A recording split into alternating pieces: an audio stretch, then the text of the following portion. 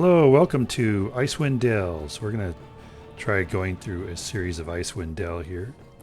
Let's go ahead and load the game. They say that history is the greatest of all teachers, and the tales of past deeds define who we are in the present, and what we shall be in the future.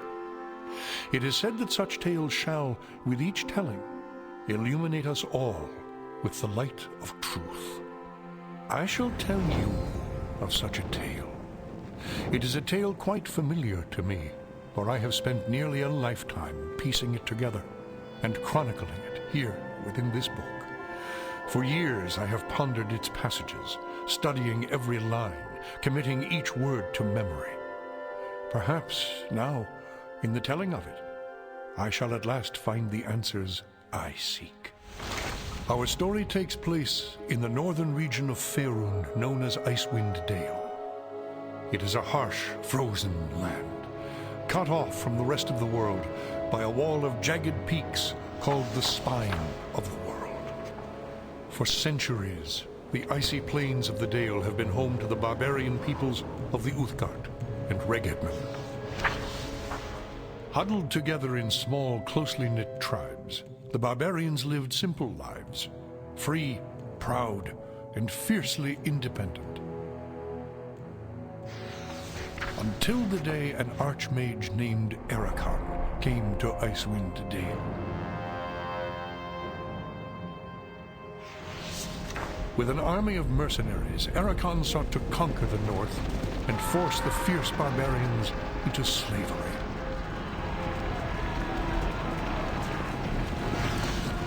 Long weeks of battle followed, and the scattered barbarian tribes suffered terrible losses. Defeat seemed inevitable. In their darkest hour, a barbarian shaman named Jared came forth and demanded a council between all the remaining tribes of the north. A respected warrior, Jared persuaded the council to put aside their differences and unite against Ericon. Strengthened by a new sense of purpose, the barbarians rallied behind their new leader. The combined might of the Northmen proved more than a match for Ericon, who had counted on the division of the tribes.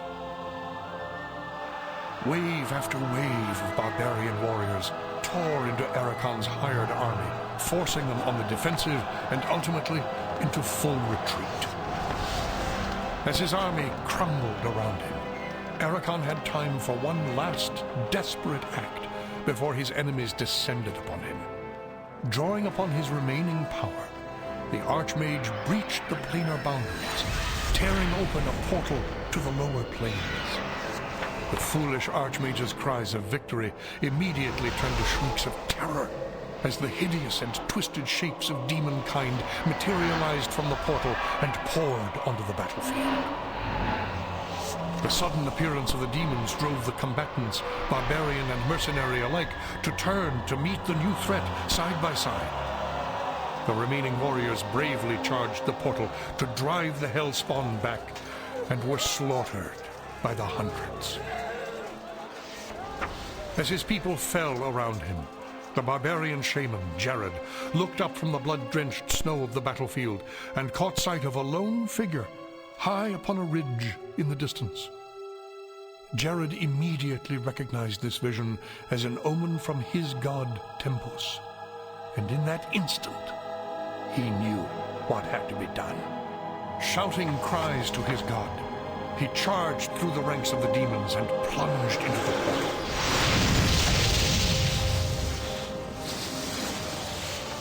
As Jared's blood fused with the energies of the portal, an explosion of white light engulfed the battlefield. When the light subsided, the demons were gone, and the portal was closed.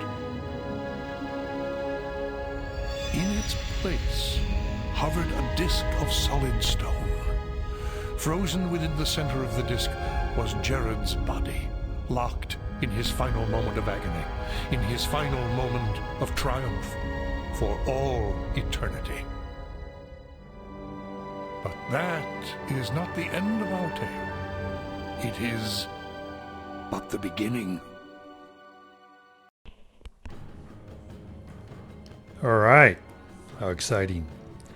So this is one of the first games I bought. It's not the first, but it's one of the first that I bought way back when I first started playing computer games. And so this has brings back a lot of memories, a lot of warm thoughts, a lot of warm feelings kind of things.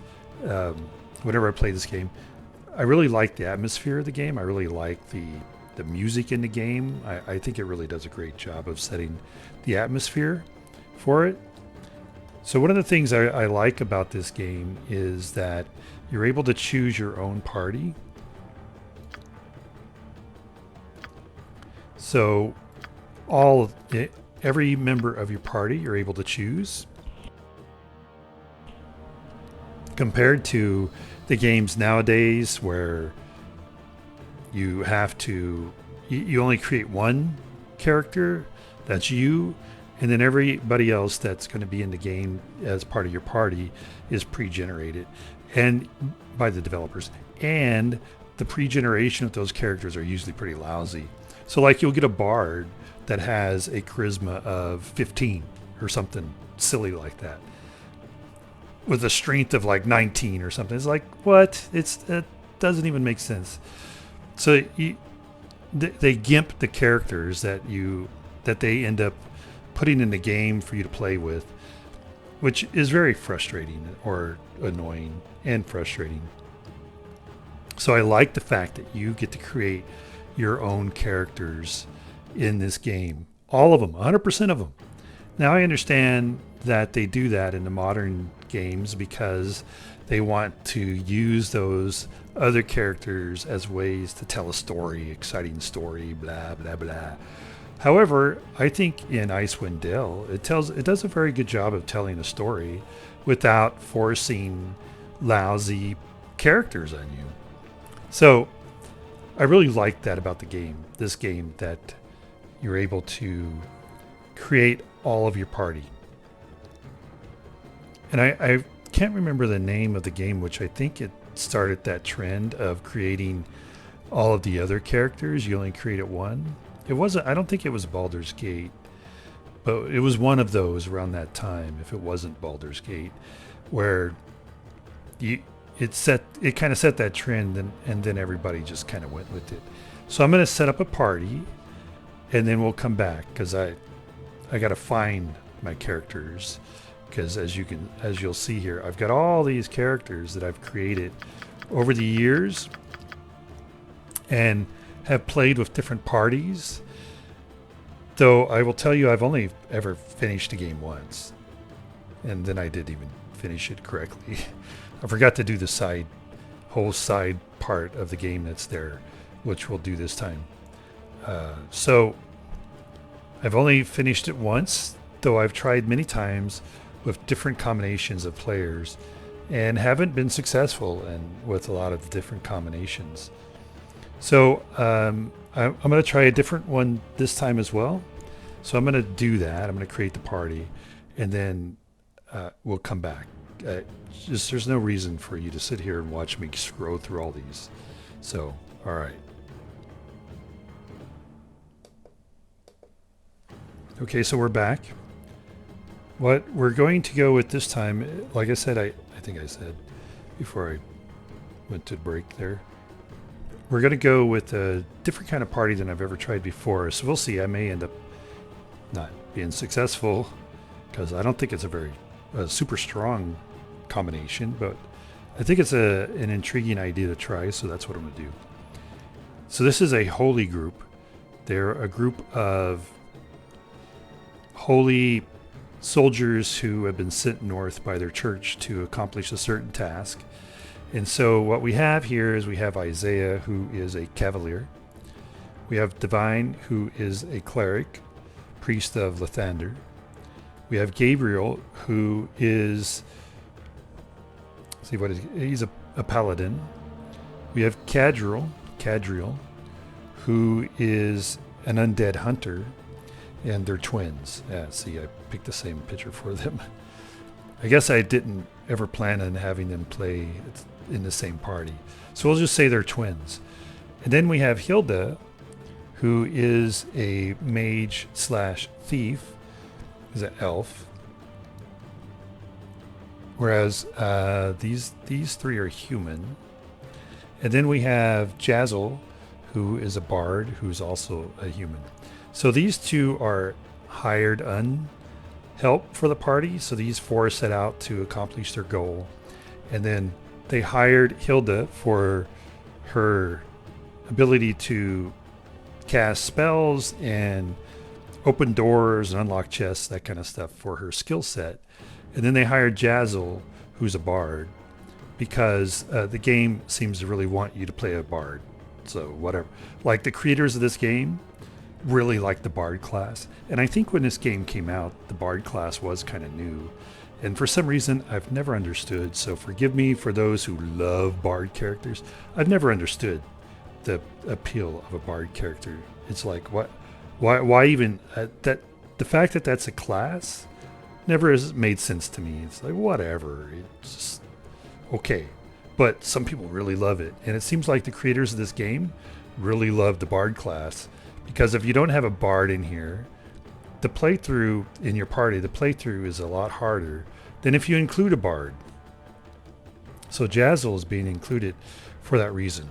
But for the story, we'll say that she has knowledge of the area, and so they hired her as a guide, someone who can show them how to get to the different places and different trails and roads and that kind of stuff.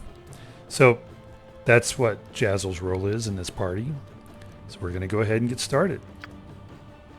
Our tale begins here, in the quiet fishing village of Easthaven, one of the so-called 10 towns of Icewind Dale. The tiny community is hardly a town, but rather a collection of ramshackle huts crowded together upon the icy shores of Lech Dineshire. Here, within a dimly lit tavern, a group of travelers sit huddled around a table, swapping tales and making grand plans for the future, completely unaware of the part they are to play in the events that are about to unfold.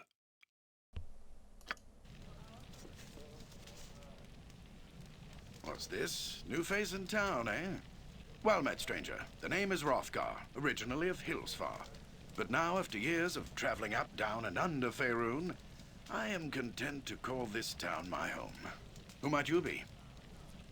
So I should say, who I am is none of your concern. Get all belligerent already. But no, we're good. We're cool people. Greetings, Hrothgar. My name is Isaih. Well then, welcome to Easthaven. Whatever your business in these parts might be, I would offer you this small piece of advice. While you're in my town, you do well to be on your best behavior. These folk are under my protection, and anyone who would seek to do harm to them in any way shall answer to me. That said, I'll let you get back to your cups. I'm sure you've had a long journey, and you'll find there's no better way to shake off the cold of the road than by downing a few mugs of Grisella's best. And if you're in need of lodging, I would recommend talking to Quimby over at the Snowdrift Inn, over on the east side of town. Equipment and supplies can be purchased next door, at Pomab's Emporium. Pomab's prices are a bit high, even for a Kalashite. But you'd be better off well-equipped and short of coin than the other way around. Ill-prepared travelers don't last long in these parts. Once you've had a chance to rest up and get your bearings, come by and see me at my house. It's just a couple doors west of here. There's some business I would discuss with you. Farewell. Farewell. So all of that, that was all good information that he just told us about where to get supplies, where to sleep, all that kind of stuff, which in modern games, so they did that through storytelling. In modern games, it's part of a tutorial. Go to here and go to there and etc. Whereas I think they did a really good job here of telling you all of that through storytelling, as opposed to trying to say, move your character to the inn and rest, kind of a thing. So so as you can see, we all have The only thing we have is quarterstaffs. We're starting out brand new fresh. Let's go ahead and get armed. And right here in the pub, everybody sees us breaking out our quarterstaffs, and they're like, what? What's getting ready to go down? It's getting ready to be a fight? What's going on? So when we look at, here's the stats. Human, lawful good, male. Human, lawful good, male. He's my paladin. The Cavalier. Our mage, thief, multi-class. So elf, true, neutral, female. And here's our priest, dwarf, lawful good, male. Undead hunter, he's human, lawful good, male. And our bard was half elf, true, neutral, female. And those are the different stats. Then we can look at the spells. So I don't remember if a Cavalier gets a spell. The Paladin will eventually. So she has armor and minor drain and has memorized armor. Yeah, I don't think she has level 2, no. He has all these. They just come with, being able to contact his god directly. So he has memorized bless, cure light wounds, and curse. And doesn't have any yet. And that's a pre-scroll, so yeah, it just kind of flipped that for us. Let's see, what else do we have here? Oh, it's a journal. Today our party arrived in a snowy lakefront community known as East Haven. Weary and half frozen from the road, we hastily made our way into the local tavern to find a hot meal and some friendly conversation. Scarcely had we seated ourselves at a table by the hearth when we were approached by a burly warrior who called himself Hrothgar. He seemed friendly enough, but something in his eyes warned us that he wasn't one to cross. He politely asked us to come see him at his home, a couple doors west of the tavern, to discuss business of some sort. All right. That just shows a map. And this is back into here. Okay, so one of the things we're going to do is I will save scum a lot in this game because this game, it's pretty difficult. It is easy to get overwhelmed. And some of these creatures in this game, when they hit you, like some of the archers in this game, it like whacks you hard. I mean, they hit hard. Kill you in a couple shots. And you're like, dude, I'm only level 2. What's going on? So, yeah, so we'll save scum a lot so that we don't have to, we're not having to always rest for long periods of time, wasting time for people to get healed, that kind of stuff. So when the game cheeses like that, we may reload. Though if I make a mistake, it's a legitimate mistake I make. I won't reload that. The other thing is that you'll see me doing a lot of kiting in the game because there are a lot of places in this game where if you don't kite, it's easy for your party to get just overwhelmed completely.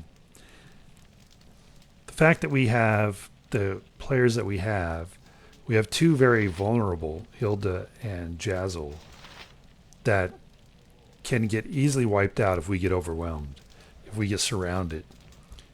These guys aren't really tanks, so they're not that strong in hand-to-hand. So we'll try and do kiting so that we can minimize and control the crowds we get. All right, so now, having said all that, let's get to playing the game. Let's come over here and let's talk. Agreed. I heard there were new faces in town. Did you come with the caravan? Of course, I am a visitor to this town, and there are things I would know. No, I'll just say, yes, that sounds a little aggressive. Like, there are things I would know. You better tell me. So, yes, I wanted to ask you some things about East Haven. East Haven. Lived here for quite a span, I have. Things have been getting worse of late, though. Do you mean the weather? The weather's been going from bad to worse. Never seen it get so cold this early in the year, and there's no sign of it letting up. With all the snow, the passes to the south are going to get snowed in early. Very well. I wanted to ask you some other things about East Haven. And then he just repeats that. Do you know where I can find Hrothgar's house? Hrothgar's house is in the center, northern part of town. It's the one with the gaps in the overhang. Hrothgar swears he's going to fix it, but I'll believe that when I see it. He's always running around trying to take care of everyone else. Why, are you going to see him anyway? Planning to join his expedition? Expedition? Yeah, word is Hrothgar's been so rattled by that messenger from Kuldahar collapsing dead at the front door of the Temple of Tempest that he wants to put together a band to go see what's going on down south. What did this messenger say? Damned if I know. Only Everard over at the temple and Hrothgar would know for sure, I suppose. Still, if it's enough to get the two of them riled up, can't be good. Maybe I'll ask them. In the meantime, I want to ask you some other things about East Haven. Can you tell me a little bit about the town? Well, since you're new in town, you'll probably want to get a room at the Snowdrift Inn. It's on the eastern side of town. The innkeeper Quimby, he's a right enough sort. He should have plenty of rooms available, but he just got an elf guest from the south, so at least one room is taken. And I believe that's all that we have. Yep. I must take my leave. Farewell. Let's go talk to this guy. Yeah?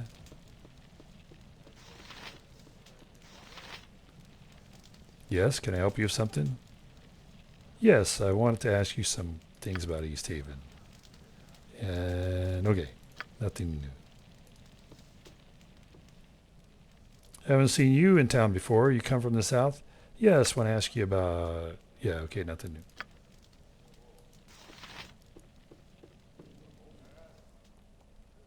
Hildreth Highhammer.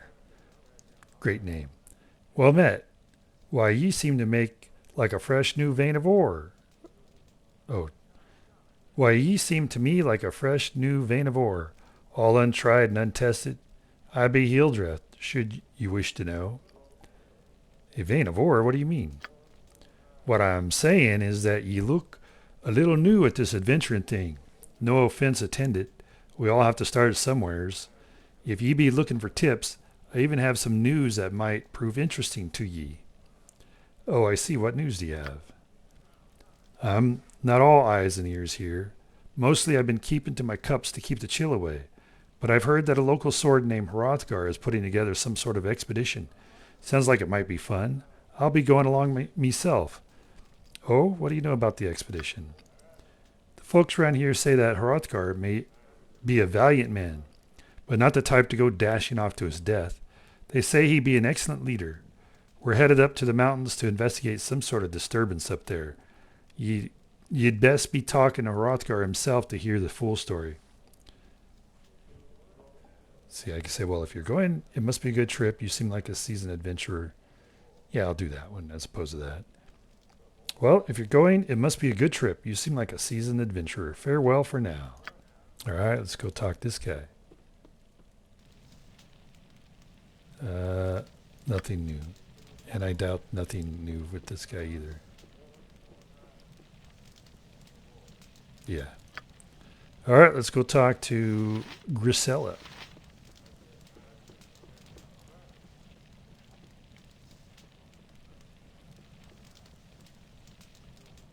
It's been a long time since I played this game, so I don't quite remember everything about it. Hello there, dearie. Welcome to the Winter's Cradle Tavern. My name's Grisella. I own and operate this fine establishment. What can I get for you? We're holy men, so we're not going to drink. Though, let me see. I think that leads to a quest, yeah. A drink? Of course, dearie. It says a drink, so could be a drink of water. Or milk with a hair in it. From that old Western movie comedy. I can't remember the name of it now. A drink? Of course, dearie. After all, this is a tavern. Plenty to drink here. Heh heh. Heh heh, yes indeed. Yes, well, You see, I'm in a bit of a bind right now. I've just run out of everything. I've nothing to offer you in the way of drink at this moment. You've run out of everything? Well, the tavern hasn't run completely dry. I do have some stock down in the cellar, but... But what? This is rather embarrassing. But I'm having somewhat of a pest problem down in that dirty old cellar, and I'm afraid to go down there. I do so hate bugs. Just the thought of those nasty creepies and crawlies sends shivers down my spine. So I can say all these different things. Great, a tavern with no booze and bugs to boot. I can't wait to see the rest of this town. That's rude. I see. Is there anything I can do to help? Because, of course, we're holy paladins and Cavalier. We're here to serve. That's awfully sweet of you, dearie. But I don't expect you to go to any trouble on my account. I'm sure I'll think of something. Have no fear, madame. I shall see to it that the pests down below trouble you no further. Wonderful. The stairs of the cellar are in the back room. Now you be careful down there, dearie, and don't let any of those little buggers creep back up here, all right?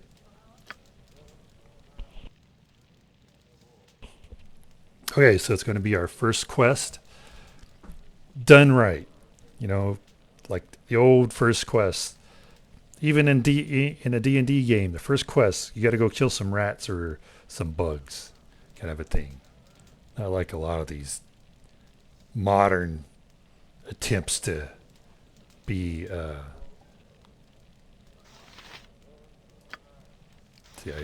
like to be a game like this. We go down and beat some bugs with our quarterstaffs.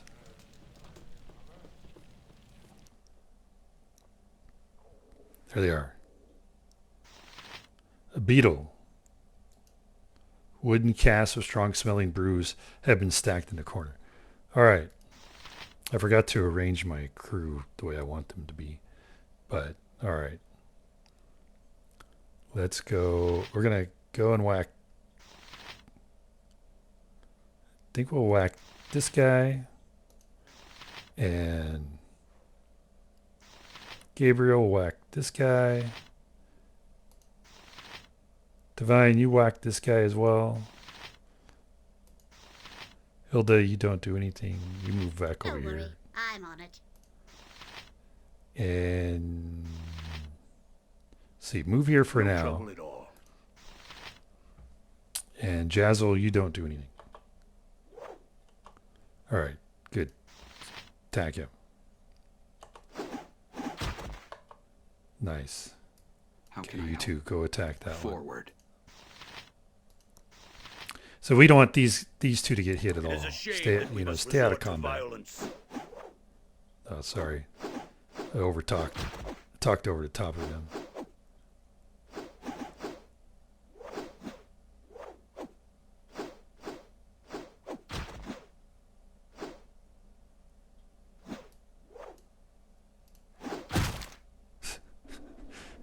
Obviously, this group's going to be trouble.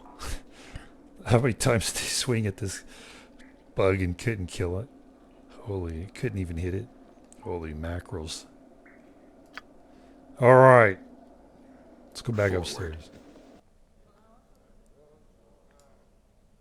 Forward.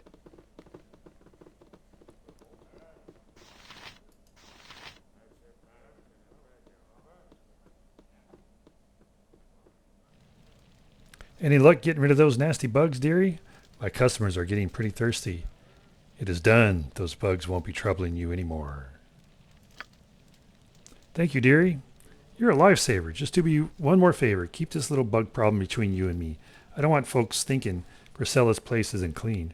Run along now, and we've gained 1,200 experience points. Okay, so that was fun, huh? One of the great things about this party is that all of them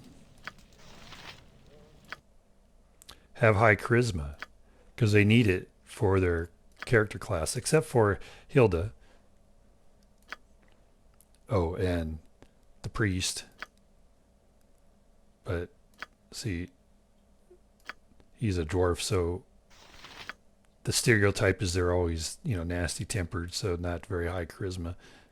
See, 18, So, all right. Okay, now we go out. Very well.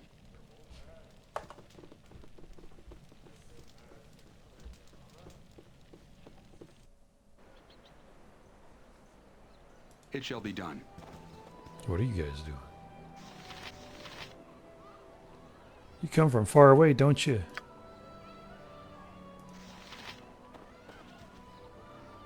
Cast a spell for me. So they were like, let's poke with a stick. They're picking on whatever. A squirrel. Is that a real blade? Yeah, I'm not carrying a blade. I caught a big fish, but it got away. What is this? Fishmonger.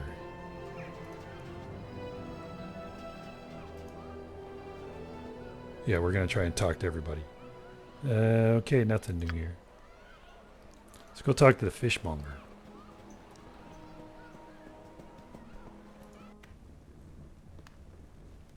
Okay, stop moving around. Stop. Very well. Well met, stranger. The name's Gaspar. Gaspar the fishmonger. What can I do for you this fine day? Fishmonger? This doesn't look much like a fish shop. That's because it isn't, my friend. This is my home that you just barged into. I may be a fishmonger, but that doesn't mean I hawk fish like some street vendor. I deal in large quantities of dried knucklehead and scrimshaw, the bulk of which I keep stored in my warehouse down on the shore. Dried what? Knucklehead trout. It's rare fish found only in the lakes of the tin towns. Their bones are used to produce valuable scrimshaw. You must make a decent amount of coin selling these fish. It's an honest living. I make most of my profit from trade, though. As a matter of fact, I have an important transaction in the works as we speak. What sort of transaction?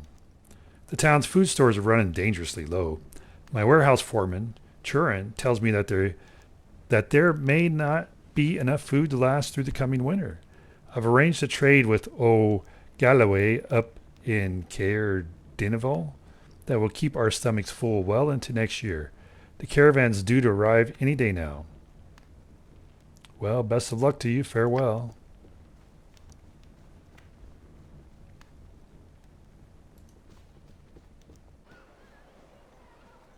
I think later,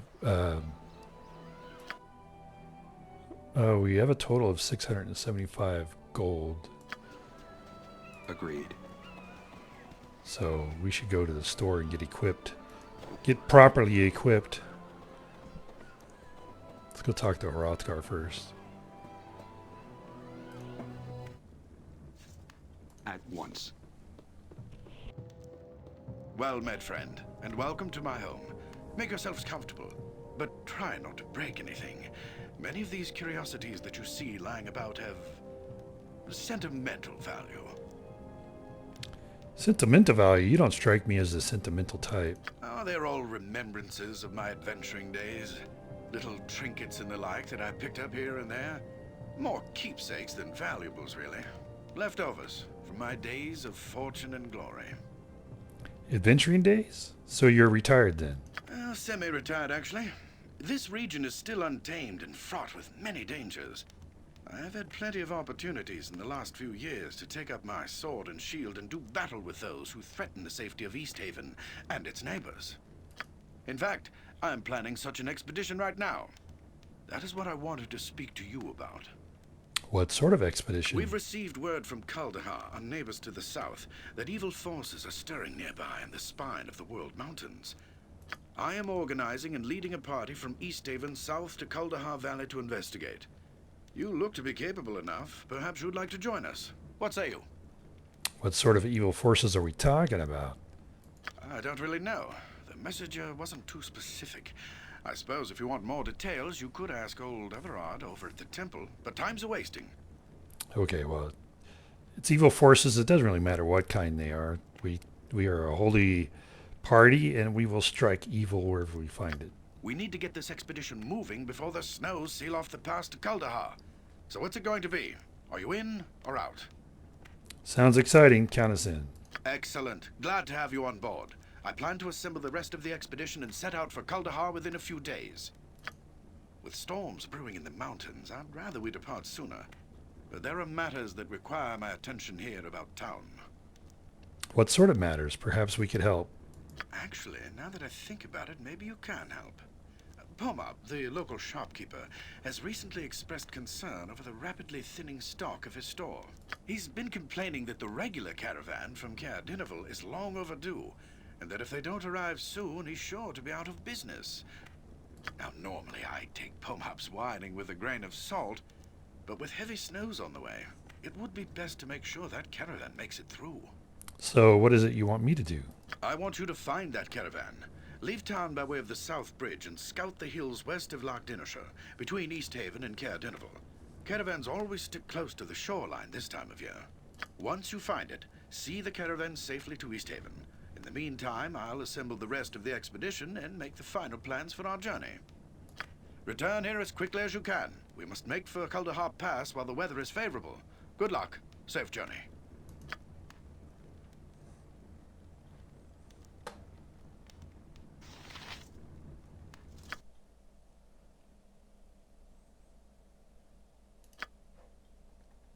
So Hrothgar asks us to find a missing caravan out of Cadriel. The caravan was carrying valuable supplies intended for Easthaven. Hrothgar suggests that we take the South Bridge out of town and search for the caravan in the hills along the shores of Loch Dinnershire. We are to return to Easthaven and to Hrothgar either with the caravan or with news of its mysterious fate.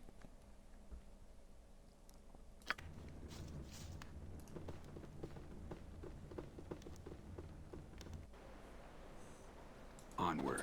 Okay, first though, let's go see what else is going on. Let's go barge into some more people's houses.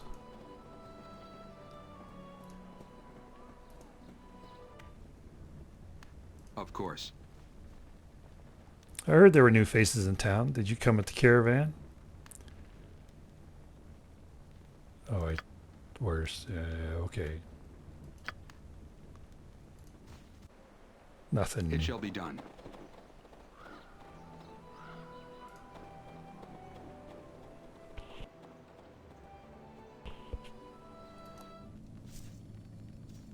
At once. Acalia? Hello, my name is Acalia. I'm an initiate here at the Temple of Tempest. I help Everard maintain the temple armory and perform rituals. Well met, Acalia. I'm Isaih. You're an initiate of the Temperan faith, eh? I didn't realize that the Lord of Battles was so popular up here. Tempest is revered a great deal by the barbarian tribes up here. They call him Tempos. We immigrants see a lot of conflict and violence in these parts, and people want to make sense out of it all. Barbarian tribes, how do they feel about the 10 towns being here? It changes from season to season, from year to year, like all things. They are mistrustful of us immigrants and often view our settlements here as an intrusion on their land. Sometimes they trade with us, sometimes they war with us.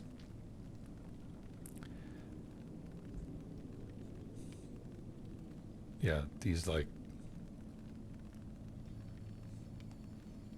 pretty aggressive. Sounds like a love-hate relationship. At least they don't try to kill you all the time. It is just part of our daily routine. We know that the barbarians are just a few peaks away, and we immigrants understand the danger that they bring into our lives. You said we immigrants. Where are you from?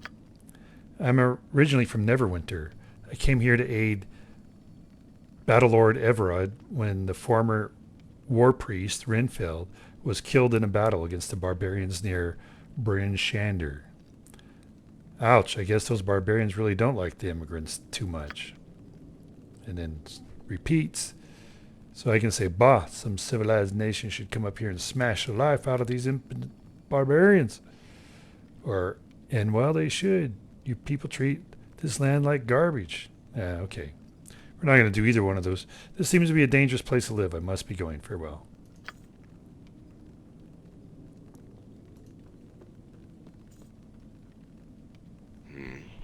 Hrothgar mentioned there were strangers in town. What is it you want? I am Isaih. Are you the high priest of this temple? Yes, I am Everard. Everard of Tempus, battle priest of the Lord of Battles. What brings you here? You carry the scars of war, Everard. Were you wounded in battle? These eyes have seen battle, yes. And my skin bears the mark of swords and axes. That was long ago. Now my place is here. Why would you leave battle behind? Because there are many ways one may serve one's god. I am of the Order of the Broken Blade. My duty is to watch this place. Order of the Broken Blade? They guard areas sacred to Tempus, correct? Yes, we were warriors. Wounded in battle, our injuries now keep us far from the front lines. Still, we are fit to guard holy sites to our Lord. This is a holy site? It is sacred to Tempus, yes. It marks the field where the barbarian Jared gave up his life ages ago. He lies encased in stone beneath this temple. What happened? Jared was a shaman who lived long ago. He brought unity to the northern tribes and led them to victory against the army of Ericon, at the cost of his life. How did he die? Once Ericon saw his army routed by Jared and the northern tribes, he sought to bring the Hells to his aid. Ericon opened a gate to the lower plains. He brought demons to the battlefield? The northern tribes would have been destroyed. I do not believe that. Jared did. It is said that Tempus himself appeared to Jared upon the battlefield, and Jared took that as a sign. A sign to do what? Jared believed Tempus was calling him to sacrifice himself for his people to ensure victory. And so he cast his body into the portal, his blood fusing it to stone. It lies entombed beneath the temple to this day. You don't sound like you agree with Jared's choice. Jared had no need to sacrifice himself. Tempus's appearance was a test of faith, proof Jared's people had already won the field that day. Jared failed his god and died a coward's death. Okay, but Tempus is known to appear to warriors who can dictate the outcome of a battle.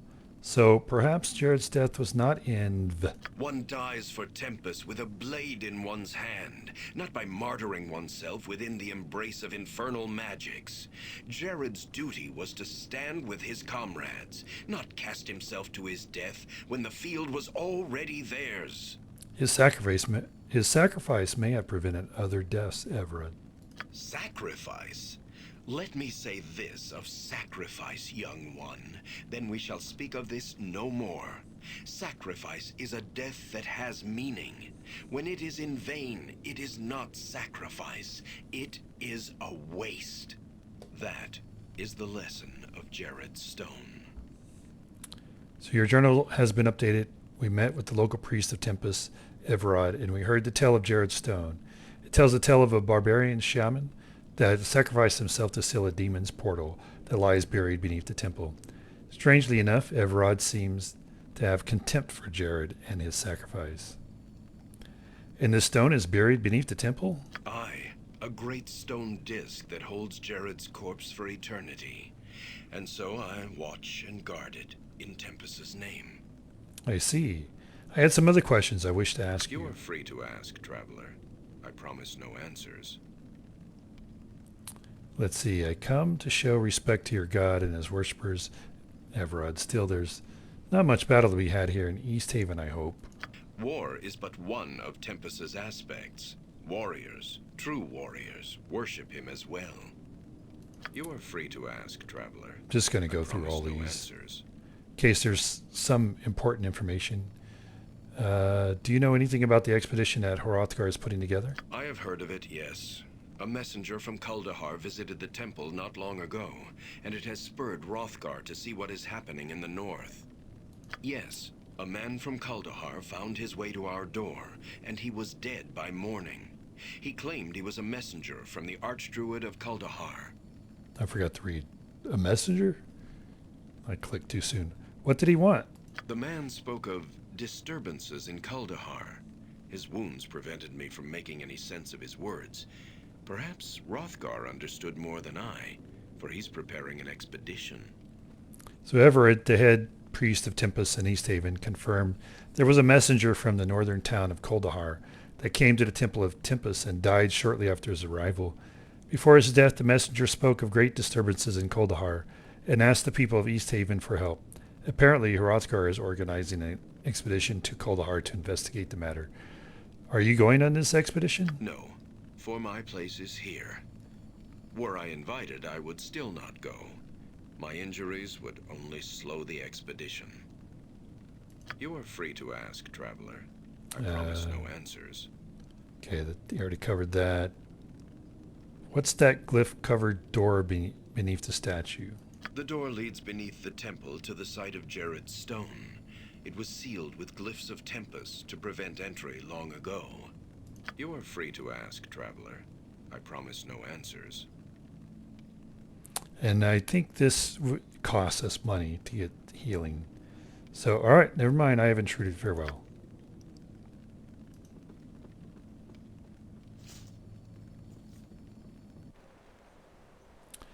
And this is where we're going to stop for this episode. We may have gone over our time already. I don't know. But hopefully you enjoyed this, and you will enjoy this playthrough of Icewind Dale. For those of you who played it in your youth or a long time ago, hopefully it brings back nice memories. And if you have any comments or suggestions, etc., please feel free to make them. I always appreciate them. And until next time, have a great day.